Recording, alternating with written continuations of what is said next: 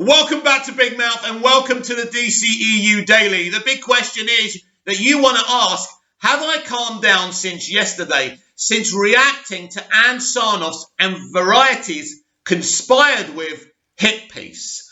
I've calmed down a great deal and I've analysed this hit piece again and again. And one thing's for sure, and if you go on social media, especially Twitter, you know this for sure. Ann Sarnoff and Warner Media are dealing with a PR disaster on astronomical levels. This is not the way you talk about people. This is not about how you treat people. This is not how you deal and react to the most successful film and in DCEU history. It is. Forget about Aquaman making $1 billion. You know, my nieces and nephews go to different schools. They're of different ages. Every one of my nieces and nephews are saying, guess what, Uncle Mike? They're talking about Zack Snyder's Justice League because they know about my obsession. They watch these videos, by the way. I shouldn't really be swearing because of that very reason, but I forget myself.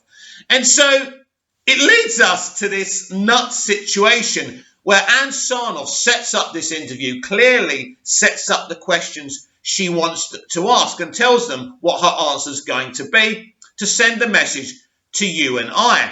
She talks about not catering to just one minority fandom, right? And catering for all voices. And is it possible for Zack Snyder's voice to be part of this multiverse? What is it about Zack Snyder that intimidates you? This is what I don't understand and many fans don't understand. Is it possible that the success of this film, because I did say to you, this film would blow up bigger than anyone imagined, and guess what? I was right yet again, despite my few followers and views.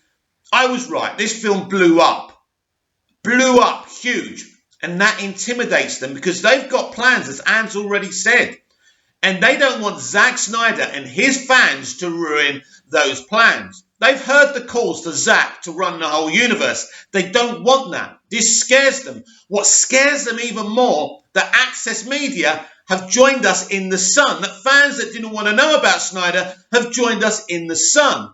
How do they handle this?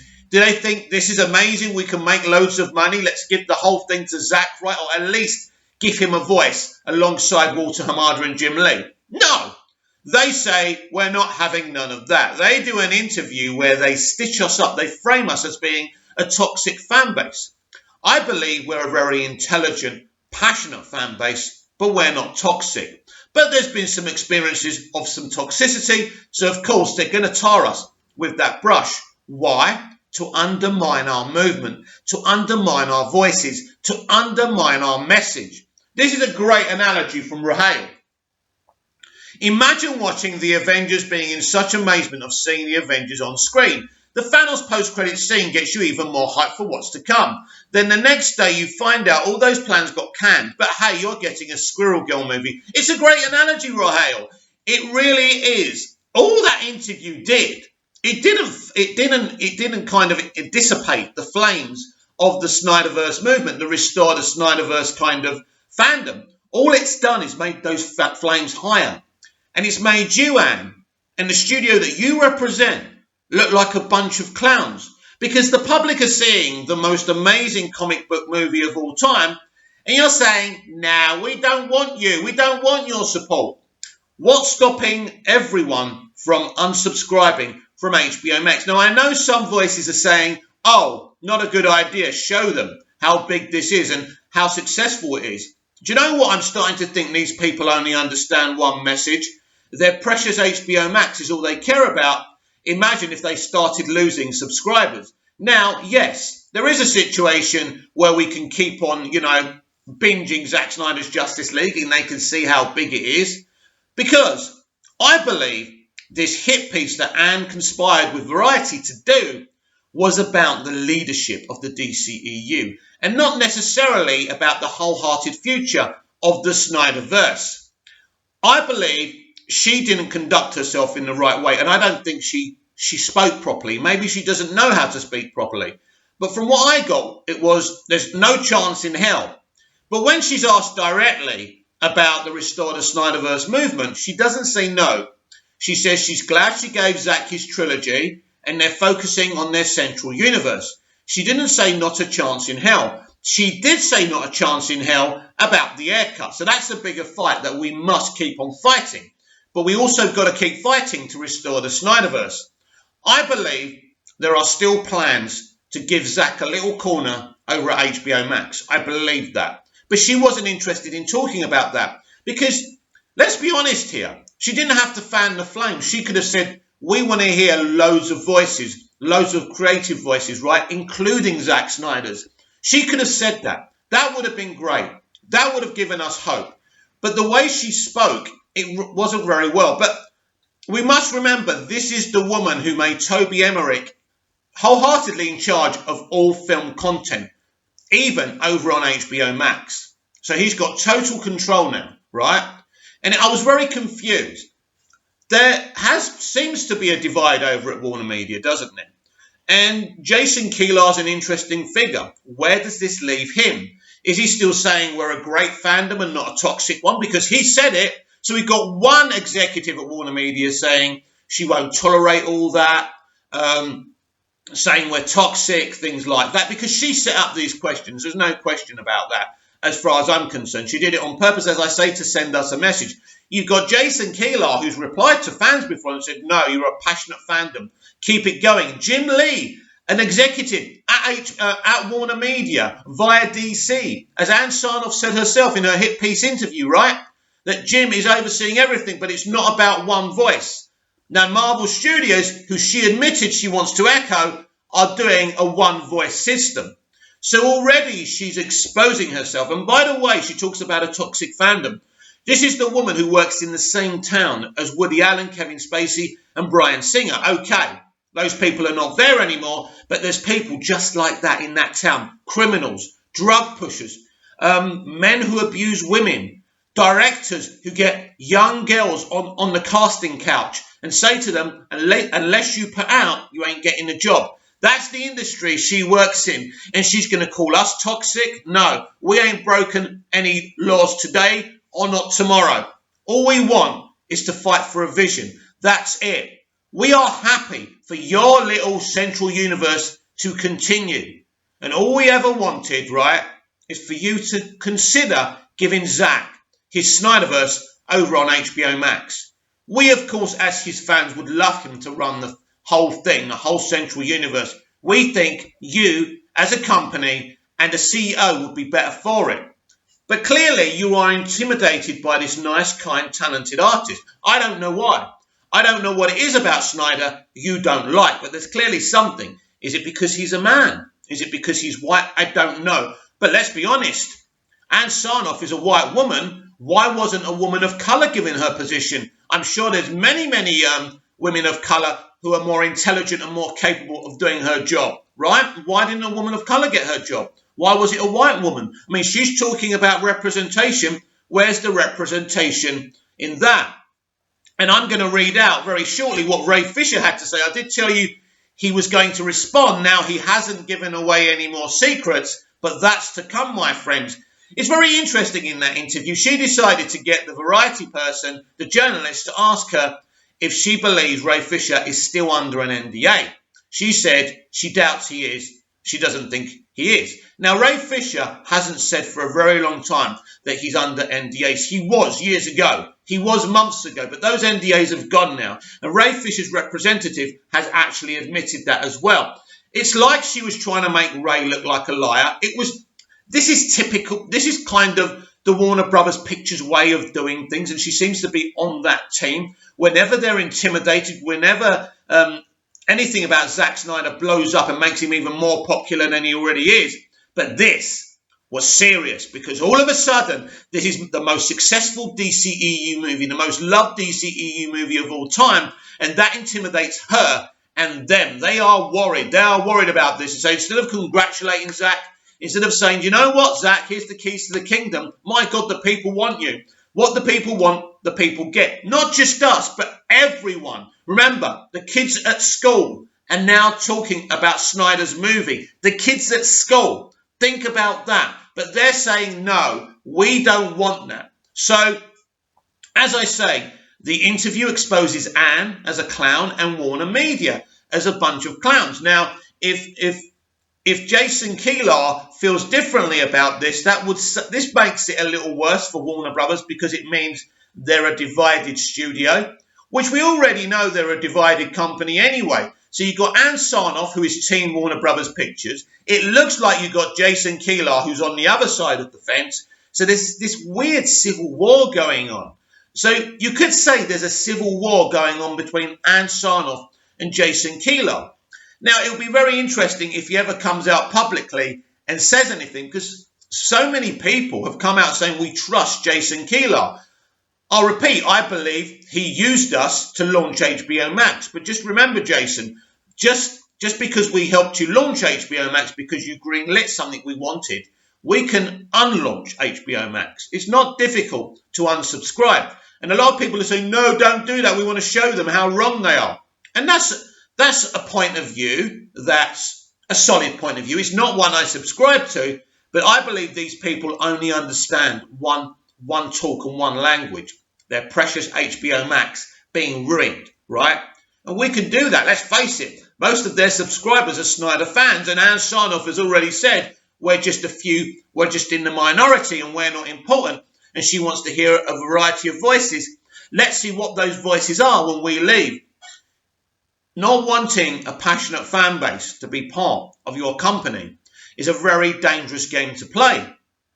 But as I've already said, it's even worse than that, everyone, because she has stood up in front of the world, and her reaction, look, normally what Disney do, what the MCU do, or any other studio who has a big hit, they ride that wave, they ride the crest of the wave, and they make sure they talk about it, and they make sure the director keeps on revealing stuff about his vision, as Zack's been doing.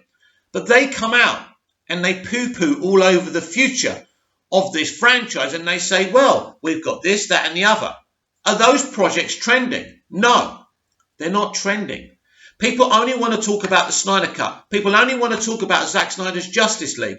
So what she did was so illogical, and as I said on the top of the show, she has a PR disaster in her hands, because I don't know who advises these people. Who advised her to come out and trash the fans? Who advised her to say, we're happy Zack got his trilogy? It's not a trilogy, honey. It's a 5-arc plan, right? That's what it is, which you know, of course, unless you don't know and you don't care about. But the fact of the matter is that this film is hugely successful for HBO Max and in the pocket of Warner Media. And what you don't do is publicly say, we don't want any more of that.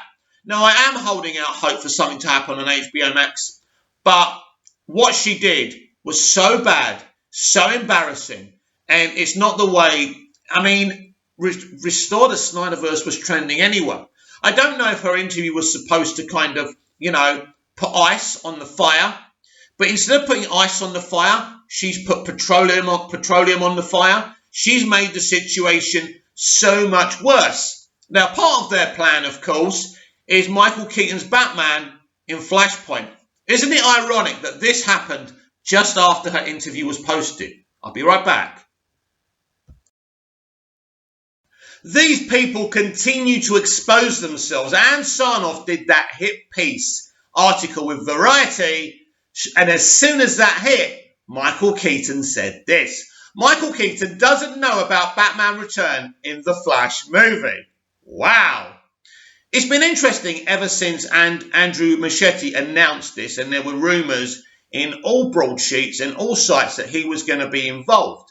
Now, Andrew Muschietti kind of alluded to this at DC Fandom, but he never himself, the actor, made a statement for a long time, and he kept on saying, we're in talks, I don't know. So it's been a bit weird from day one. So Michael Keaton has not confirmed that he will return as Batman in Andy Muschietti's The Flash. Keaton will wait to read the final script to decide. Wow. Ann Sarnoff, I know I'm in Cyprus and you're in America, but are you hearing this? You just tried to blow up our fandom and Zack's universe, and this is your key element. If Keaton is not in this film, Flashpoint, they have got absolutely nothing. Michael Keaton has not confirmed his involvement in the Flash in the Flash director Andy Muschietti's upcoming foray into the DC Extended Universe. Keaton is best known for his fan favourite turn as Bruce Wayne, aka Batman, in Tim Burton's 1989 classic Batman, as well as the 1992 follow-up Batman Returns. There were talks of Keaton taking the reins from Ben Affleck as the Caped Crusader in The Flash, but that news was recently debunked. Right, we know that Ben Affleck's in this movie as well, but I told you yesterday, their plans are to burn down the Snyderverse in that film and burn down Affleck's Batman, kill him off once and for all, right? That's why they don't want Zack Snyder to do Justice League 2. Maybe they do, maybe they don't. I don't know what their plans are. It doesn't sound like it from what Ann Sarnoff says, but we do know that Jason Kilar is above her, but that doesn't really matter. I can't imagine a CEO of a company coming out making a statement like that and some other people saying, what, you said that, but we wanted to restore the Snyderverse. It's unlikely, right? After a great deal of behind-the-scenes issues, production of The Flash is moving forward with Muschietti, it behind the camera. Initially, conflict revolving around creative differences and the way the story would be told caused turmoil in the hiring process. But in 2019, Muschietti signed on to direct and has since dropped hints as to the direction the film would take. He promised the fans that The Flash would include parts of the comic book storyline, but it's not considered a full adaptation. When asked about returning as Batman in The Flash, Keaton has played his hands close to his chest. Yeah, you could say that. According to comic book, Keaton is rumoured to possibly enter the DCEU in a mentor role similar to that of Nick Fury in the MCU. But most of the information acquired about Keaton's involvement comes from Muschietti himself. As Keaton has stated, if I talk about Batman, I'll just be bullshitting you. I don't really know. I'll have to look at the last draft. It sounds like Keaton is still undecided if he really wants to be part of the production, and it will be up to how he feels about the story to decide his involvement. Another issue that may impact his involvement is continued COVID-19 pandemic, as the 69-year-old actor emphasising that the shooting schedule in April may impact his decision to participate, has stated. So that's my thing about all projects. I look at it and I go, is this thing going to kill me? Literally. And you know, if it doesn't, then we talk. So, yeah, Keaton's kind of babbling there. It's a bit weird that the studio haven't got control of this, haven't got control of what he says. Is he signed on, nailed down, or not? Why did you leak this story that he was going to be in Flashpoint last year when this guy is saying, I don't know, depends on COVID, I've got to read the script? If Keaton does reprise his role as Batman, it will be 30 years and a lot of space between his original portrayal of the character, and that the character has been through in his many forms. While Burton's Caped Crusader was a massive hit and Christopher Nolan's Dark Knight trilogy climbed to new heights of critical acclaim, there are just as many interpretations of the character that have failed. Keaton's appearance in The Flash would be alongside Affleck's Batman, and will be interesting to see how the dark gothic aesthetics of Tim Burton's universe will fit in to the current state of the DCEU. There is no detailed news as to the storyline of either iterations of the character or how if they will interact with one another in The Flash. Too many older fans, Keaton is Batman. To all who followed are simply poor stand-ins. The inclusion of Keaton in The Flash may help bring back some of those original viewers who lost interest in the character after Burton's films. Current fans of the DCEU are excited at the prospect of Keaton returning as Batman, but are still unsure of how things will play out and if The Flash will find its footing in an ever-expanding universe of superheroes. They're excited about him coming back. I'm excited, but Keaton, it's weird. Now, I expect him to be in this movie and everything I heard prior. I expected to do this, but it's really strange, isn't it, that this line of dialogue comes from Keaton just hours after Ann Sarnoff does her interview. Now, we know what Warner Brothers Pictures do when they're scared. Someone gets interviewed. There's an announcement of projects. We had that yesterday with Zatanna, right? We had that yesterday. They do it all the time. We had a hit piece interview, which was conspired with Variety and the CEO of Warner Media. Then we had news of Zatanna. This is what they do. This is their plan. This is their blueprint every time. And it never works, but they still do it. What difference does this make, Anne? What have you changed? Nothing. Have you dismantled the Restore the Snyderverse community? Have you taken our passion away? No, you've made it worse. These people continue to fail and we continue to win. Because guess what? In 2017, we were a few fans. And then all of a sudden, we're part of the mainstream of fans all fighting for the restoration of the Snyderverse. Yes, Anne, you lose. But you know what, my friend? This is just the beginning of your loss. Well, I told you Ray Fisher would fight back, and these people are not very smart, are they? She was trying to make him look like a liar because he clearly isn't under an NDA anymore, but clearly also Ray wanted to take his time with each piece of the puzzle he reveals. So it's like she was daring him to come out and release stuff. Look, these are crazy people running this studio right now. They're making it worse for themselves. They're digging a hole they can't get out of. Apparently, some folks at Warner Media think that's a room full of executives saying we can't have an angry black man at the centre of the movie and then removing all black and POC from that movie isn't racist. Odd. The investigator hired by Warner Media was brought on to help the company assess and evade legal liabilities, continually touting her status as a former federal judge in an attempt to sway public opinion is obvious and desperate. I agree. She's now simply a lawyer. Wow, well done, Ray. You're so smart. As I've said, people will attempt to shift the blame completely to Joss Whedon for the Justice League reshoots. Toby Emmerich, Jeff Johns and John being share in that responsibility, with Johns working directly with Joss on restructuring the script based on execs' convos. Furthermore, there really was nothing that Walter did against Ray. In fact, he offered him a role in the Flash movie. He's quoting what Anne said. And Walter happens to be a person of colour, so he knows what that feels like. Are the absolute definition of tone deaf. That's from Ray Fisher. So he's basically quoting what she said.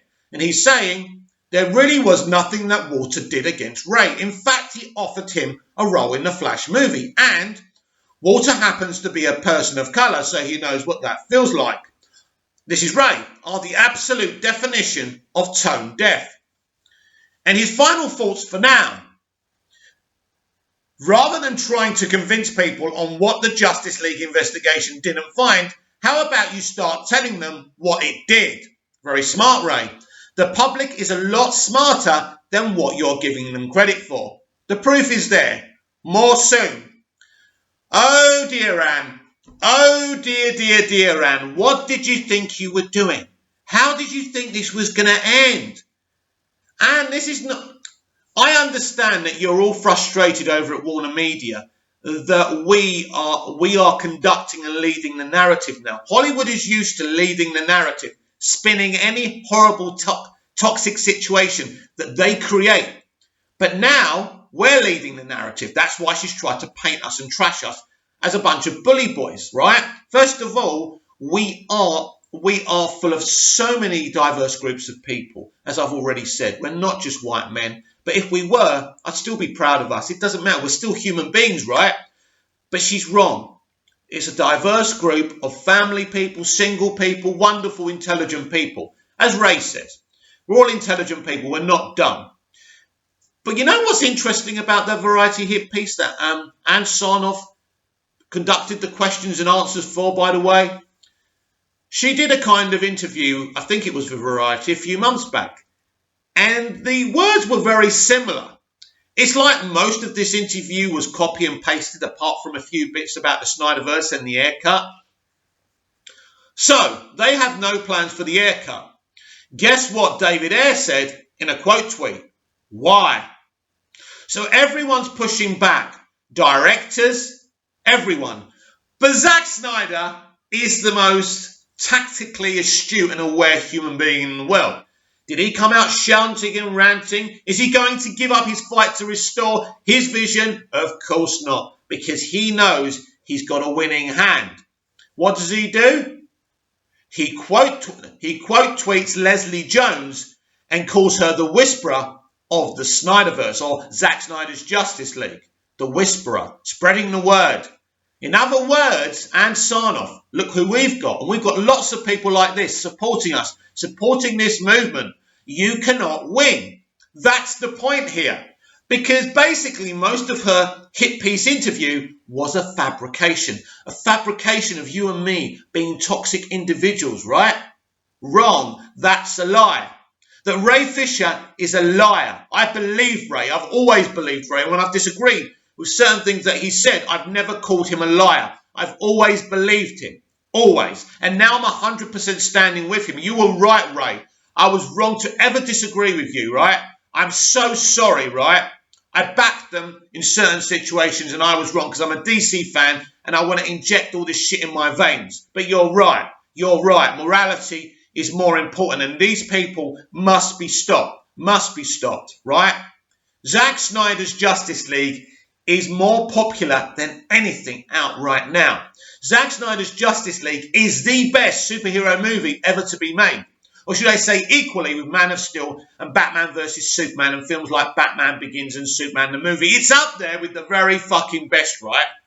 Certainly the best of DC. I think best of Marvel as well. But I think Infinity War and Captain America the Winter Soldier are two on that list as well. So, you know, I was watching it because I'm watching it in bits and pieces for my second viewing. Yeah, only my second viewing. It's difficult, isn't it? And I was just thinking, this fucking film hits hard emotionally, comically, makes you laugh. And it's so epic. It's an amazing film. And to see a studio, a company say, we don't want to sell Coca-Cola anymore. We don't want to sell you fruit pastels. We know you like them, but here's this diverse, right? There's this diverse packet of fruit pastels and it's got new flavours in it. Come and taste those flavours. And we say, no, I'm not going to buy fruit pastels anymore. I'm not coming into your store anymore. You don't want to sell the fruit pastels that I like, and you don't want to sell full-fat Coca-Cola. I don't care if it's bad for me, right? That's what you're saying to me, that you want to create a better world. I want to believe you, Anne. I do, that you're creating this diverse, fun, interconnected DC universe that will connect on from TV to film. That sounds amazing. This excites me a great deal. And I understand, Dan, that you just don't want to throw the keys over to Zack Snyder. I get it, right? And I'm not asking you to, although I think it would be a good idea. But I understand. A vision and a franchise of so many voices would be awesome. And as I've already said, why can't Zack Snyder's be part of this? Why can't his voice be part of this? I simply do not understand. It is just weird to me. So my final thoughts on this subject, because we've got to close off this subject, I think. It's been nearly half an hour. I don't want to bore anyone. You know how I feel. I want the Snyderverse restored. I want it at least over on HBO Max while they do their central universe, and that's fine. But what you did, Anne, and how you've conducted yourself is toxic, unkind, and it's not very nice to treat your customers. Your customers helped you launch HBO Max, right? Without us, HBO Max wouldn't be in the position it would be now. One of your executives said that Zack Snyder's Justice League has already made HBO Max a success before you even released the film. That's because of us, the fans. The little minority, the toxic fans that you were going on about in that hit piece. Think about what you said, Anne. I think, Anne, you should really come and apologise to us and say, do you know what? We do want to hear different voices in the DC live-action universe, including Zack Snyder's. And I want to apologise to the fans who have really stuck with us. You're not all toxic. You're a wonderful fan base. I want you to apologise to all the men and women. I want you to apologise to Brett Culp, who's part of our fandom. A wonderful director who's made wonderful documentaries. He's helped so many people get back on their feet. A wonderful father, and you've called him toxic. Not directly, but he's part of us. He's part of the Restore the Snyderverse community. And you've dissed him because you've dissed us. We are not toxic. We are not bullies. All we want, right? All we want is to give you money and make you money, Anne. That's it. Do your central universe and restore the Snyderverse. There is a market for it. That's how business works, Anne. Now, I'm sorry if you don't like the fact that fan movements have dictated this, but this is the new normal, Anne. And here's the thing, Anne. And I suppose this is bullying, really, isn't it? And this is a bit of blackmail, if you like. You're going to fail. If you binge Zack Snyder's universe, you're going to fail. Because you're in a bit of a situation now, Anne, where it's not just us, it's everyone. And if you bin this now, I suppose it is blackmail, isn't it, really? You're going to lose. Your company is going to fall behind to Disney and Netflix, which is not what you want. You said you came to sort this studio out and make everyone sit at a table and talk together. But it's not you that holds the power, and you are running it all, and you're running the IPs. But if you don't run the IPs properly, Anne, you're going to lose. And if you don't restore the Snyderverse, and this may sound a bit nasty, we're going to walk. But it's not just us now. Everyone's going to walk. Think about that for a minute, Anne. Think about what you're sacrificing. You will lose your job. Jason Keelar or John Stankey will have to drive you to McDonald's for you to apply for that management position. That's how serious and how bad the PR is. Your share prices are going down right now since your interview was posted. Your interview is a PR disaster. You need to fix it, and fix it soon, because without the restoration of the Snyderverse, you really haven't got anything. I know I said I wasn't going to be talking about Zack Snyder's Justice League anymore on today's episode of the DCEU Daily. I just can't leave it alone. I want to repeat what I said earlier. Children at schools are demanding the restoration of the Snyderverse when I explained to my nephews and nieces that no matter what they heard and how popular this is, Warner Media, the company that own the IP, are not interested in continuing this franchise. They were very disappointed. I'm going to repeat that. I had to repeat that because this is how crazy this is. And this is how bad of a PR nightmare of the interview, the hit piece, the Variety, and Ann Sarnoff did. But if you want to expose Ann's narrative even further, let's read this. Right, I don't care about cookies. Can you leave me alone, please? Jesus Christ. What is wrong with these bloody sites? Anyway, it's just insane, isn't it? Justice League Snyder Cut soundtrack by Junkie XL hits 1 on iTunes. But Anne, you want a variety of voices. It doesn't matter if things are successful, you're just trash them, right? What a good leader to have. McDonald's, maybe I won't drive her to you. The highly anticipated Justice League Snyder Cut soundtrack by Junkie XL, which the composer called his Mount Everest, debuts at 1 on iTunes by Hamza Hussein. The Justice League Snyder Cut soundtrack by Tom Hokenberg, Junkie XL, has hit number 1 on iTunes. After almost 4 years of build-up, Zack Snyder's original vision for Justice League was finally unveiled to audiences around the world this past Thursday. Although it received mixed reviews from critics, Screen Rant, no. 80% of reviews were very positive. It was not a mixture, it was just a few dissenting voices. Let's be accurate. The majority added that it's a significant improvement from Joss Whedon's theatrical version. Yeah, I'm sorry, mate, you're framing this article in the wrong way. Fans of the Snyderverse have celebrated finally seeing the missing pieces from Snyder's DC Ensemble film, such as Darkseid's larger presence, Superman's fully detailed return, and also the return of Junkie XL's soundtrack.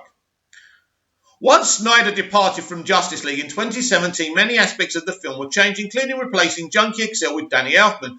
Of course, like much else in the theatrical release, fans were not pleased with Junkie XL's soundtrack not supporting the DC film. So when the Snyder Cut became a reality, Junkie XL revealed that he ended up scrapping his previous score for Justice League and wrote a whole new one to better represent the 4-hour-long film. In what the composer has called his Mount Everest project, he even added brand new themes for Ben Affleck's Batman, aptly titled Batman: A Duty to Fight, to see, and Batman in Innovation to Heal, to be seen, to better represent the character's evolution and motivation in the story. The new score, which is led by the official Justice League theme, The Crew at War Pal, what a theme, oh my god, has proven to be a much better fit for the film. And judging by iTunes' success, fans are clearly enjoying the long-awaited soundtrack, which makes the movie a success. But Ann Sarnoff is not interested in success.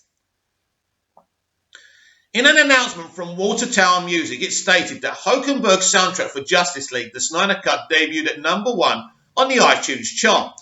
In addition to debuting at number 1, the soundtrack has amassed over 1 million streams on Spotify in just 24 hours, probably me playing it on repeat, which Water Tower Music highlighted as a remarkable feat for a soundtrack and confirmation that his Mount Everest of scores has been warmly received by the DC universe. The announcement also touches on the meaning behind the project for Hulkenberg, calling it a massive and deeply personal undertaking for film. Due to his years of working with Snyder, Junkie XL even released a quick thank you for the soundtrack success. I can't help but celebrate the success that the Justice League soundtrack has seen in the last 24 hours. This was a special project for me in so many ways, and I just quickly want to say thank you. And you are welcome, because you are a genius of an artist. Junkie XL's soundtrack debuting at 1 on iTunes is even more impressive, considering the soundtrack is not like The Greatest Showman, which is also became number 1 on iTunes, as it does not possess great lyrics and arguably the same universal appeal. This is where you're wrong, my friend. This film and everything about it has great universal appeal. However, the soundtrack's success is another illustration of the massive anticipation and support that the Snyder Cut had behind it, which evidently included Junkie XL's music for the film. The score certainly creates more impact and fits the tone of Snyder's Justice League, which has some very long sequences that the composer has impressively supported, like Cyborg's flashback. Also considering the journey to this film, the success is likely more gratifying for Junkie XL.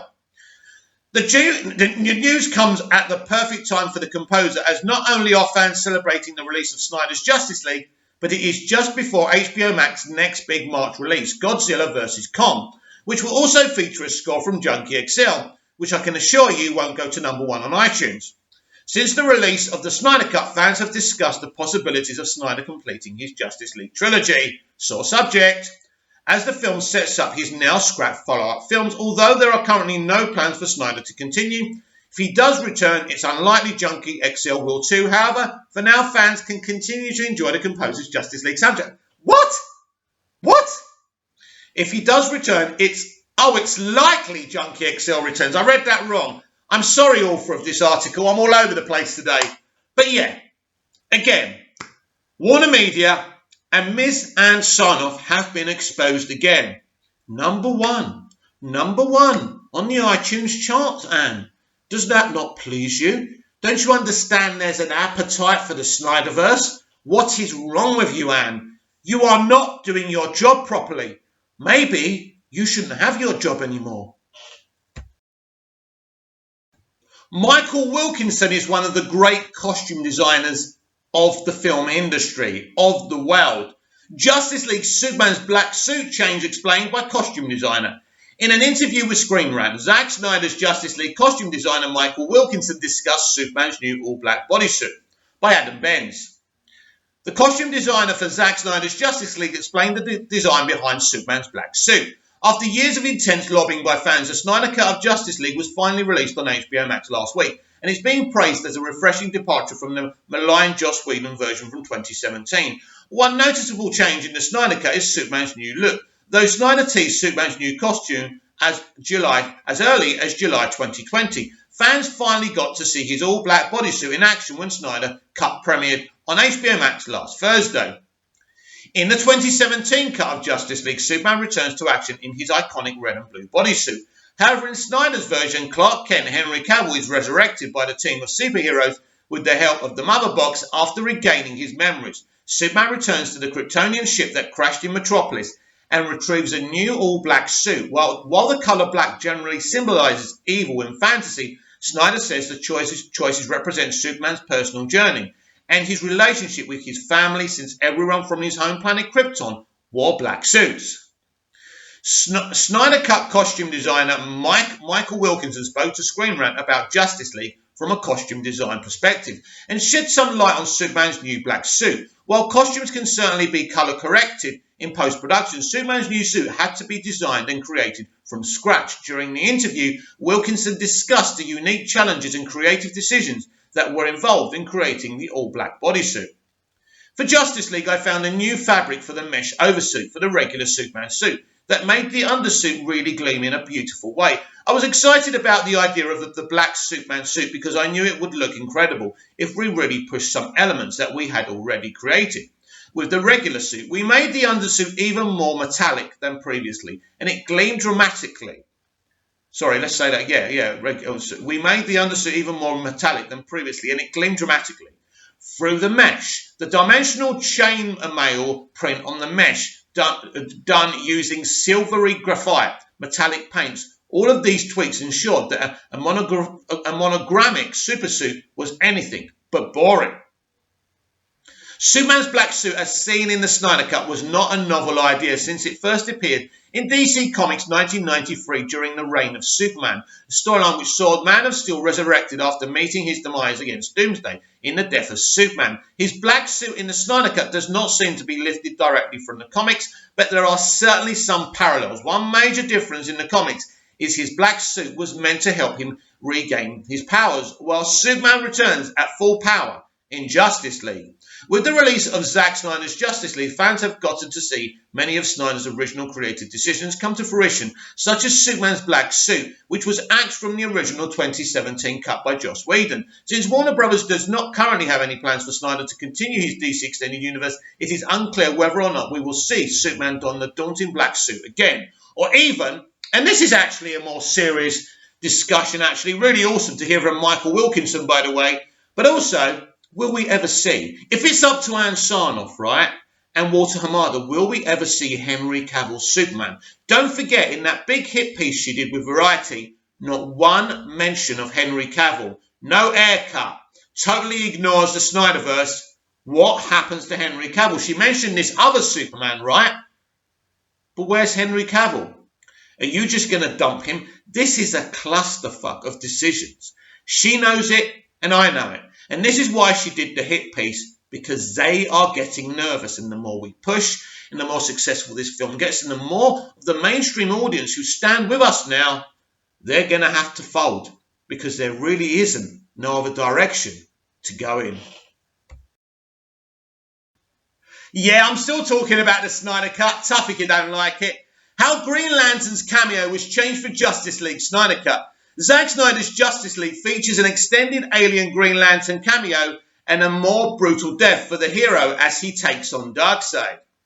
Zack Snyder's Justice League features an extended alien Green Lantern cameo and a more brutal death for the hero as he takes on Darkseid. The story of the production of Justice League is something akin to mythology among DC fans at this point. After suffering a family tragedy and clashing with Warner Bros. Over the film's creative direction, Snyder departed production of Justice League well before the film was completed. Warner Bros. Brought in Avengers director Joss Whedon to rewrite and reshoot much of the film. Whedon's theatrical cut was released in 2017, where it promptly bombed at the box office and received lackluster reviews from both critics and fans. After a massive fan campaign on social media, HBO Max eventually agreed to let Snyder finish his version of Justice League. The reviews have been much kinder, and HBO Max seems pleased with the buzz the film has created around the nascent streaming service, though they also claim there are no plans to continue Snyder's version of the DC Universe because they're not all there. One character who got a bit of a boost in the Snyder Cut is Green Lantern. In a new interview with Screen Rant, Weta animation supervisor Simeon Duncombe confirms that the effects team was excited to include more of the Emerald Ring Slinger. Read what Duncombe said about the cameo below.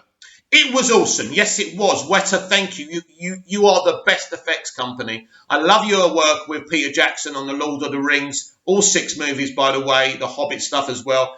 You are the ones that I would get to do any project I was involved with. It was awesome because, again, that was another thing that we lost in 2017 version. That was one of the original intentions, to see the Green Lantern. I think he only ended up in maybe 2 or 3 shots in the 2017 version. So to see those shots come back was really exciting. Duncombe also notes that the R rating meant that they could give the alien Green Lantern a slightly more brutal death. After taking on Darkseid, the Lantern's hand is sliced off before he's run through by the Dark Lord of Apocalypse. Just as the ring begins searching for its new bearer, Darkseid takes a swipe at it, teasing a moment of unspeakable power for the evil warlord. As mentioned, the Green Lantern seen in Zack Snyder's Justice League is an unnamed Asian alien. The character had its first cinematic outing in the ill-fated 2011 Green Lantern film starring Ryan Reynolds as cocksure test pilot Hal Jordan. At one point, Snyder envisioned a cameo for Reynolds Jordan in the Snyder Cut, but that was not meant to be. Likewise, the film's final scene between Batman and Martian Manhunter was meant to be between Batman and Green Lantern John Stewart, but Warner Media were too racist and they cut him out. But Warner Bros. Ultimately rejected that idea, seemingly because they have big screen plans for both Hal and John, so it was thrilling for long-time Green Lantern fans to get a brief glimpse of one of the Emerald Warriors. It was great. Weta did a great job. I love that scene, and I think it's awesome, and I want to see more Green Lantern, especially in the Snyderverse as we continue to fight. Imagine a CEO of a company denying that there's racist decisions being made, that the people of colour and the minorities cut from Justice League, right, weren't racially motivated. Now, you can argue that they were reduced for time, but why were the people of colour reduced for time? Why weren't the other characters reduced for time? It kind of tells you something, right? Iris West is one of the most important characters in Barry Allen's life, and she was cut. Why? All very suspicious, Miss Sarnoff, isn't it? Then you wanted to cut the Green Lantern of Colour's appearance. You didn't even want the Martian Manhunter to be in there, who again is a character of colour. Zack Snyder said he didn't want to cut a character of colour. We all remember those words, right? So what is it, Warner Media? In fact, maybe you don't like Zack Snyder and you don't want to continue the Snyderverse because maybe he's a little bit more representative than you would like. Do you know what I laugh about in Hollywood? It's the bullshit meter, and it's always up there. Ruby Rose supports Wallace Day's Kate Kane recasting on Batwoman. You were sacked. You're not happy, sweetheart. Stop bullshitting. Ruby Rose is quite excited about Wallace Day's recast as Kate Kane in Batwoman. The actress says that she knew about the replacement beforehand. They rang you up 5 minutes before they were going to do it. Stop BSing us, Ruby, honestly. Ruby Rose is stoked about Wallace Day's casting as the new Kate Kane in Batwoman. And isn't it interesting, right? This is access media for you as well. They don't form an opinion. They don't say this is bullshit, like you and I say. First appearing in the 2018 Arrow crossover Elseworlds, Rose's Kate Kane was spun off into her own TV series, which premiered on the CW in October 2019. The show shared continuity with other shows in the Arrowverse, and during its freshman season, it followed the Crimson Knight through her adventures in Gotham City. Initially, Rose's portrayal of Kate was well received among critics, and that tells you a lot, doesn't it? Where are we? Crimson Knight. Although her adventures in Gotham City, initially Rose's portrayal of Kate Kane was well received among critics, and it appeared that the actress would stick around for a while. But after season 1, Rose quit Batwoman. She didn't quit, she was sacked. Paving the way for Javicia Leslie's Ryan Wilder to step in as the new lead. 8 episodes in season 2 has already established Ryan as Gotham's new hero, and now it's moving ahead to address the fate of the original vigilante. What a mess. The whole thing's a mess, isn't it? After Rose left Batwoman, there were rumours that her character would be recast, but they were squashed when showrunner Caroline Dries announced Leslie's casting. Dries nevertheless stated that Kate's character wouldn't be written off. In fact, her disappearance would be incorporated as a central plotline in Season 2. How lazy can you get? During Season 2, it was suggested that Kate has died in an off-screen plane crash, but as the series progressed, it's become clear that this wasn't the truth. In the final moments of Batwoman's latest episode, Season 2, Episode 8, survived much worse. Kate was officially revealed to be alive shortly afterward. The show also confirmed that the role has been recast, with Krypton star Wallace Day taking over for Ruby Rose. Now TV Line has reported that Rose reacted to Day's casting, suggesting that she has nothing but good vibes for the actress. On Monday afternoon, the day after Kate Kane's recast was confirmed, Rose shared a fan's tribute to her original superhero on her Instagram story. In the story, Rose congratulated Day on her new role, revealing that she knew about the casting beforehand, responding to fans who have been tagging her in various posts, honouring her version of the character. Rose added that she feels great about the recast and she's stoked to see Day step into her shoes. Check out Rose's post below. You will always be the Kate Kane for us. You made Kate Kane iconic, if you say so. Can we zoom into this? Yeah. I'm sorry I didn't congratulate Wallace Day yesterday. This is so funny. I knew about the casting beforehand and didn't know when it aired, so I forgot to. You forgot to? I don't think so. But I'm stoked for her. I'm seeing all the things I'm tagged in with people, sad or wondering how I felt. I feel great. I have nothing but good vibes. You are an absolute liar. You really are. This is the despicable nature of the industry. You were badly treated. I'm hearing you didn't act that great on set. I don't know about that, but you were fired, Ruby. It's as simple as that. And you can't fool me or anyone else. Obviously, someone told her to respond to it, so she did. It was believed that Rose would appear in a cameo role in Batwoman Season 2 to give fans closure about what happened to Kate Kane. Not a chance because she was sacked. Her relationship with these people is so bad, she couldn't even come back. As a matter of fact, Rose had even stated that she was open to returning to the show, although it wouldn't serve to the story to focus too much on her. But now with Rose's reaction to today's casting, it's abundantly clear that there is no scope of Rose's return to the show, and the actress has pleasingly passed on her mantle today, who will soon be seen as an altered version of Kate. Can you smell something? I smell bullshit. Rose's response to the recast is a powerful example of female performers backing each other up in the entertainment industry. You don't know this industry, do you? They freaking hate each other. They don't back each other up. Women hate each other in the industry because I'm part of this industry. And this is why access media and their journalists get access, because they further the bullshit meter. Wow. Anyway, and now she is lending strength today as well. This signifies that there is no bad blood between Rose and Batwoman makers, you fucking liars. Despite what the early speculation surrounding her exit may have suggested, well, Dave's fans are quite excited about her donning the Batsuit. After her spectacular stint as Nyssa Vex in Krypton, some Batwoman enthusiasts are disappointed about Rose not returning to the show. But with the actress cheering for the recast herself, hopefully fans will soon get accustomed to Dave's new role and embrace her as the new Kate Kane. That is the biggest load of bullshit I've ever read out to you on this channel. And believe me, I've read out a lot of bullshit to you on this channel because I have to. It's what we do, right? I like Wallace Day. In fact, I love Wallace Day. I have so much time for Wallace Day. She's so positive. There's less negativity from her. She's very talented. I loved her on Krypton. I've congratulated her. I'm happy she's getting this role. But unfortunately, the same people are still running this show. So I'm sorry, Wallace, I can't support you as much as to watch this thing, right? But I'm happy for you. But welcome to Hollywood. Welcome to bullshit. Welcome to the bullshit meter. Women supporting women in Hollywood. That's a good one. That's really a good one. And that's the end of today's show. I will just finish off and surmise this. I am very proud of Zack Snyder and Deb Snyder and their whole team. I'm very proud of Ray Fisher, Henry Cavill, Jason Momoa, Ezra Miller, Gal Gadot, Amy Adams, the whole cast. I think you're all wonderful. You stood silent and you haven't rose to the bait. Sometimes we have, but we've stood with you. I am proud of Zack Snyder's Justice League Snyder Cut. It is a beautiful film. It is the best comic book movie ever made, and we want more, right?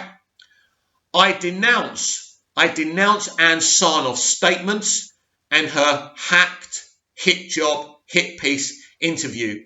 And I think you really need to take a good, long, hard look at yourself, what you've done. Yesterday, you not only broke my heart, but you broke the heart of so many young girls and young boys who really wanted this to continue and don't understand why you don't want to continue it. What you did yesterday was a PR disaster. It wasn't smart, it wasn't clever, and us, Snyder supporters, the original ones, will survive and keep on hashtagging, we will fight you. But now you're not just fighting us, you're fighting the whole of the entertainment consumer community. You have a real problem. In the end, you will have to announce the restoration of the Snyderverse.